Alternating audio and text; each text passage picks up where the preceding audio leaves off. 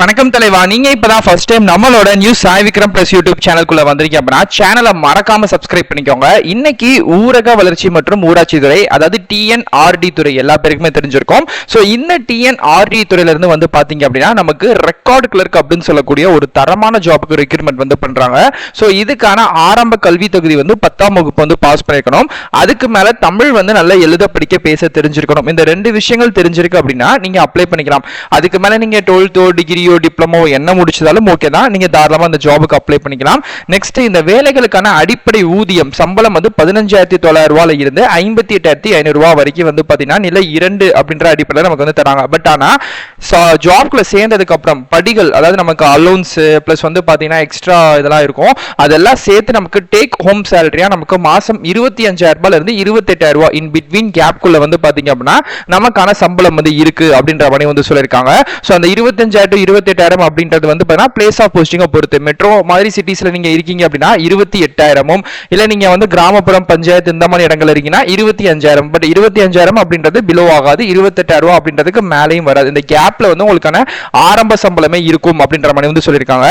இப்போ இந்த வேலைகளுக்கு அப்ளை பண்ணக்கூடிய அபிஷியல் அப்ளிகேஷன் ஃபார்மோட லிங்க் வீடியோக்குள்ள டிஸ்கிரிப்ஷன்லயும் புஷ் கமெண்ட்லயும் கொடுத்துருக்கேன். டச் பண்ணி நம்ம அபிஷியல் சைட்டுக்குள்ள வாங்க.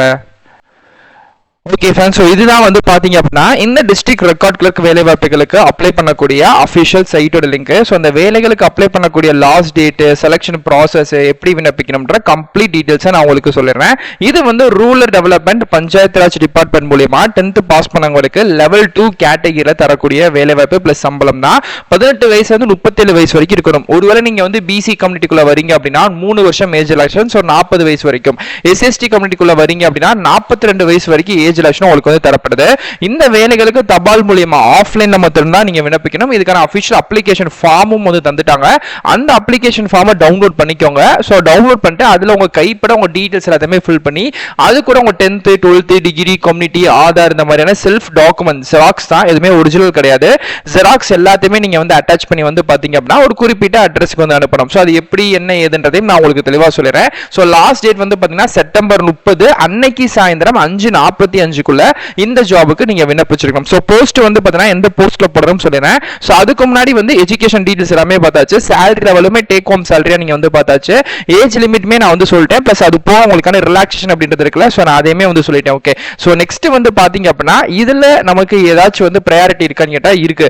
ஒருவேளை நீங்க வந்து இன்டர் காஸ்ட்லாம் நீங்க பண்ணிருக்கீங்க, இன்டர் காஸ்ட் மேரேஜ் வந்து பண்ணிருக்கீங்க அப்படின்னா உங்களுக்கு அது சம்பந்தமாவும், இல்ல விடோவா இருக்கீங்க, இல்ல வந்து பிசிக்கலி ஹேண்டிகேப் ஆயிருக்கீங்க அப்படின்னா அது சம்பந்தமா உங்களுக்கான ப்ரையாரிட்டி வந்து தரப்படும். பட் அது சம்பந்தமான சர்டிபிகேட் அப்படின்றது நீங்க கட்டாயமா வச்சிருக்கணும் அப்படின்ற மாதிரி வந்து சொல்லிருக்காங்க. ஓகே, சோ இப்போ இந்த வேலைகளுக்கு அப்ளை பண்ணக்கூடிய அபிஷியல் அப்ளிகேஷன் ஃபார்ம் இருக்குல்ல, சோ டவுன்லோட் பண்ணக்கூடிய லிங்க் வந்து இதுதான். உங்களுக்கு வந்து கிளிக்கர் தெரியுது பாத்தீங்களா? எஸ், இதை வந்து டச் வந்து பண்ணுங்க. ஓகே ஃப்ரெண்ட்ஸ், ஸோ நீங்கள் வந்து கிளிக்கர் கொடுத்த நெக்ஸ்ட் பேஜ்லேயே வந்து பார்த்தீங்க அப்படின்னா இந்த மாதிரி ஒரு பேஜ் வந்து வரும். ஸோ கீழே அப்படியே ஸ்க்ரோல் பண்ணிட்டே வந்தனா லைஃப் இன்சூரன்ஸ் அப்படின்ற ஆர்டிக்கல் கீழே கிளிக்கர் அப்படின்றது தெரியும். ஸோ நீங்கள் அதை டச் பண்ணோன்னே your link will be ready automatically அப்படின்ற மாதிரி வரும். இதில் வந்து 15 14 அப்படின்னு சொல்லிட்டு செகண்ட்ஸ் வந்து பின்னோக்கி ஓடிக்கிட்டே இருக்கும்.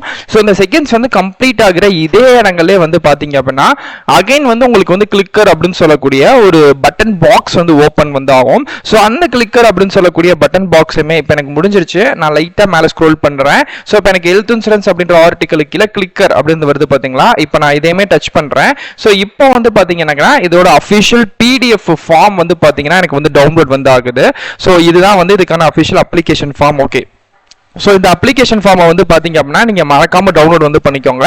ஸோ இதை வந்து உங்கள் வீட்டுக்கு பலவுடைய ஜெராக்ஸ் ஷாப்பில் கொடுத்து ஒரு பிரிண்ட் அவுட்டோ ஜெராக்ஸோ நீங்கள் வந்து மறக்காம எடுத்துக்கோங்க. ஸோ இந்த விண்ணப்ப படிவம் வந்து தமிழில் இருக்கிறனால நீங்கள் தமிழ்லேயே ஃபில் பண்ணிக்கலாம். ஓகே, இங்கே வந்து உங்கள் ரீசெண்டான பாஸ்போர்ட் சைஸ் ஃபோட்டோ வந்து ஒட்டிடுங்க. ஃபோட்டோ ஒட்டி அந்த ஃபோட்டோக்கு மேலே வந்து மறக்காம நீங்கள் வந்து கையெழுத்தையும் நீங்கள் வந்து போட்டுருங்க. ஓகே, ஸோ விண்ணப்பதாரோட பெயர், உங்கள் பேர், அதுக்கப்புறம் பாலினம், அதுக்கப்புறம் வந்து பார்த்தீங்க அப்படின்னா அம்மா அப்பா பேர் இல்லை வந்து ஹஸ்பண்ட் பேர், டேட் ஆஃப் பர்த் வந்து என்னது, வயது வந்து என்னது, கல்வி தகுதி வந்து என்னது, குடும்ப அட்டை இன்கேஸ் வந்து உங்ககிட்ட வந்து ரேஷன் கார்டு இருக்கு அப்படின்னா அது சம்பந்தமான நம்பர் வந்து கொடுத்துக்கோங்க. அதுக்கப்புறம் தற்போதைய முகவரி, நிலையான முகவரி அதையும் வந்து கொடுத்துக்கோங்க. ஸோ விண்ணப்பதாரின் வந்து தொலைபேசி எண், ஸோ உங்க நம்பர் வந்து பாத்தீங்க அப்படின்னா இன்க்ளூடிங் வாட்ஸ்அப்லையும் இருக்கிற மாதிரியான நம்பரும் பிளஸ் அது போக வந்து ஜிமெயில் ஐடி வந்து மறக்காம நீங்க வந்து கொடுத்துருங்க. அதே மாதிரி நீங்க வந்து என்ன கம்யூனிட்டி அதுக்குள்ள என்ன வந்து உற்றி வந்து வரீங்க அப்படின்றத நீங்க வந்து கொடுத்துக்கோங்க. சொந்த மாவட்டம் எது வந்து உங்களுக்கு சொந்த மாவட்டம் அப்படின்றத கொடுத்துருங்க. அதுக்கப்புறம் வந்து பாத்தீங்கன்னா நீங்க என்னென்ன சர்டிபிகேட் சர்டிஃபிகேட் இது கூட ஜெராக்ஸ் வந்து ப்ரொடியூஸ் பண்றீங்களோ அதை வந்து டிக் வந்து பண்ணிருக்கணும். நீங்க வந்து இப்போ எக்ஸாம்பிளுக்கு வந்து 10th மார்க் ஷீட் கொடுத்துருக்கீங்க, ஜெராக்ஸ் வச்சிருக்கீங்க அப்படின்னா டிக் வந்து பண்ணிருங்க. அதுக்கப்புறம் பள்ளி மாற்றுச் சான்றிதழ் அதாவது டிசி, ஸோ அது இருக்குன்னா அதையும் டிக் பண்ணிருங்க. அதுக்கப்புறம் ஜாதி சான்றிதழ், ஸோ இந்த மாதிரி நீங்க வந்து என்னென்னலாம் இருக்கோ டிக் பண்ணிருங்க. இப்போ உதாரணத்துக்கு நான் வந்து சொல்றேன், நீங்க வந்து ஒரு எக்ஸ் சர்வீஸ் மேனா இல்ல அப்படின்னா அப்ப அந்த இடத்துல வந்து பாத்தீங்கன்னா இன்டு அப்படின்னு சொல்லி இந்த மாதிரி மார்க் வந்து போட்டிருக்கணும்.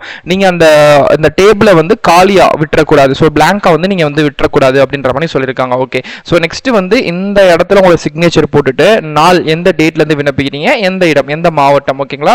ஸோ இது எல்லாத்தையுமே இந்த இடத்துல ஃபில் பண்ணிருங்க. ஸோ ஃபில் பண்ணிட்டு இது கூட வந்து பாத்தீங்க அப்படின்னா உங்களோட 10th 12th degree community Aadhaar அப்படின்னு சொல்லக்கூடிய எல்லா சர்டிபிகேட்டோட ஜெராக்ஸ் தான், எதுவுமே ஒரிஜினல் கிடையாது.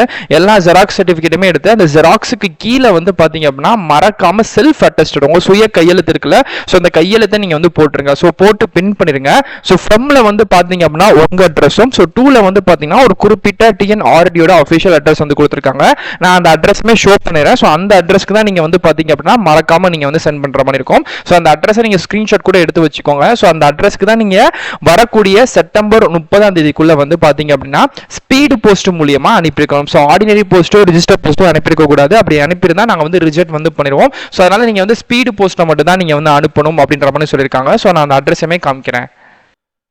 இப்போ இதுக்கான அட்ரஸ் வந்து ஷோ பண்றேன். ஸோ அவங்களே அஃபிஷியலா போட்டிருக்காங்க. இணையத்தில் பதிவிறக்கம் செய்யப்பட்டு விண்ணப்பத்தை பூர்த்தி செய்து நீங்க வந்து பாத்தீங்கன்னா 30/9/2026 சாயந்தரம் 5:45 வந்து பாத்தீங்க அப்படின்னா ஸ்கிரீன்ல இப்ப நான் மார்க் பண்ணி காமிக்கிற ரெட் கலர்ல இந்த அட்ரஸ் தான். ஆணையாளர் ஊராட்சி ஒன்றியம் முதுகுலத்தூர் ராமநாதபுரம் மாவட்டம் வித் பின்கோட் இருக்குல்ல, இந்த அட்ரஸ்க்கு தான் நீங்க வந்து பாத்தீங்கன்னா அனுப்பியிருக்கணும். ஸோ அதே மாதிரியே வந்து பாத்தீங்கன்னா முழுமையாக பூர்த்தி செய்யப்படாத விண்ணப்பங்கள் வந்து பாத்தீங்கன்னா தகுதி இல்லை அப்படின்னு சொல்லிட்டு நாங்க ரிஜெக்ட் வந்து பண்ணிடுவோம்.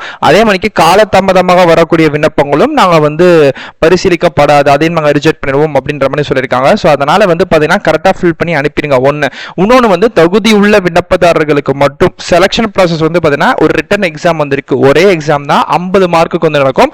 ஸோ அந்த எக்ஸாம் வந்து பாத்தீங்க அப்படின்னா எந்த டேட்டு, எந்த டைம், எந்த இடம் அப்படின்றதுக்கான ஒரு ஹால் டிக்கெட் கூட சொல்லலாம். அந்த கால் லெட்டர் வந்து பாத்தீங்க அப்படின்னா இப்போ எக்ஸாம்பிளுக்கு வந்து உங்களுக்கு ஒரு 10 நாளுக்கு அப்புறம் நடக்கக்கூடிய எக்ஸாமுக்கு வந்து ஒரு 10 நாளைக்கு முன்னாடியே நீங்க ஃப்ரம்ல ஒரு அட்ரஸ் போடுறீங்களா, உங்க வீட்டோட அட்ரஸ், அந்த அட்ரஸ்க்கே வந்து பாத்தீங்கன்னா லெட்டர் வந்து கால் லெட்டர் மூலம் அனுப்பி வைக்கப்படும். ஸோ அப்படி அனுப்பி வைக்கும்போது அந்த எக்ஸாமுக்கு நீங்க நேரா போகணும். அப்படி நேரா போகும்போது நீங்க ஜெராக்ஸ் காப்பீஸ் கொடுத்தீங்க தெரியுமா, அது எல்லாத்தோட ஒரிஜினல் டாக்குமெண்ட்டும் பிளஸ் 2 பாஸ்போர்ட் சைஸ் போட்டோ, அந்த கால் லெட்டர் எல்லாத்தையுமே எடுத்துட்டு எந்த அட்ரஸ் வந்து போட்டிருக்காங்களோ அங்க நேரடியா போயிட்டு அந்த எக்ஸாமை நீங்க அட்டன் பண்ணணும். ஓகே, ஸோ அந்த எக்ஸாம் அட்டன் பண்ணி அதில் பாஸ் பண்ணிட்டீங்க அப்படின்னா உங்களுக்கான ஜாப் வந்து இருக்கு. ஸோ இது வந்து ஒரு டிஎன்ஆர்டி சம்பந்தப்பட்ட வேலைகள் அப்படினால அது சம்பந்தமான கேள்விகள், கரண்ட் அஃபேர்ஸ் எல்லாத்தையுமே நீங்க தாராளமா படிச்சு வச்சுக்கோங்க.